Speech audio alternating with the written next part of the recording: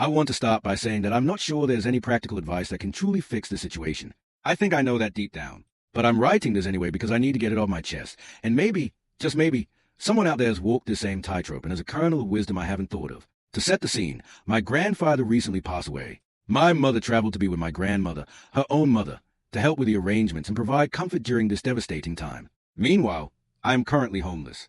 I went through a very bad breakup that upended my entire life. I lost my job and my living situation at the exact same time, and I have been fighting tooth and nail to get back on my feet. I want to be extremely clear.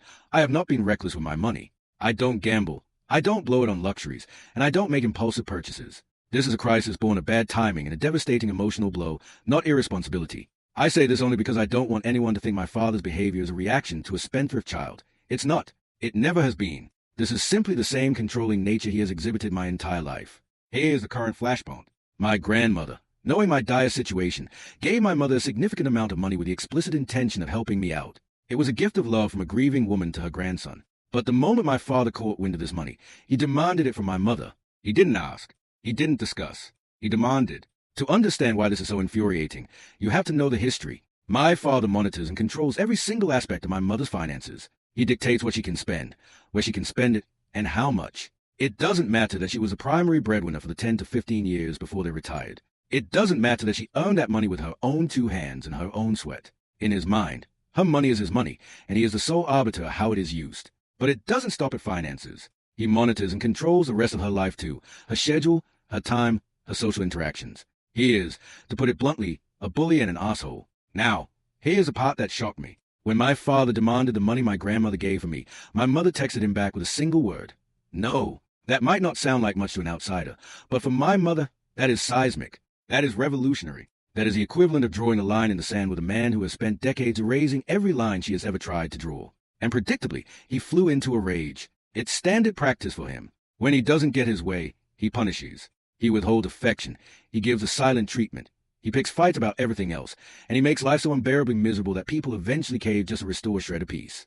But this no is also tangled up in a grudge he has been holding for weeks. A little while ago, my account overdrafted because my phone bill was automatically taken out. I was in a tight spot, and my mother sent me $60 to cover the negative balance and get me back to zero. It was a lifeline. It was a mother helping her struggling son. My father was absolutely infuriated by this. He saw that $60 as a theft from him, as an act of defiance from my mother. And now, with a larger sum of money from my grandmother, he sees an opportunity to reclaim what he believes is his due. He wants that money transferred to his account so he can control it, punish my mother for her previous insubordination, and reassert his dominance.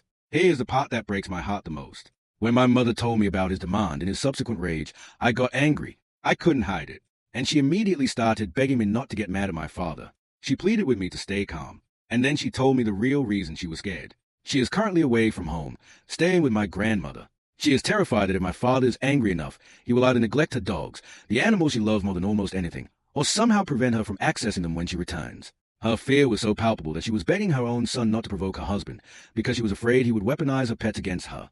I looked at her and told her, point blank, how utterly fucked up that is. I told her that I would trust a roommate more than she trusts her own husband.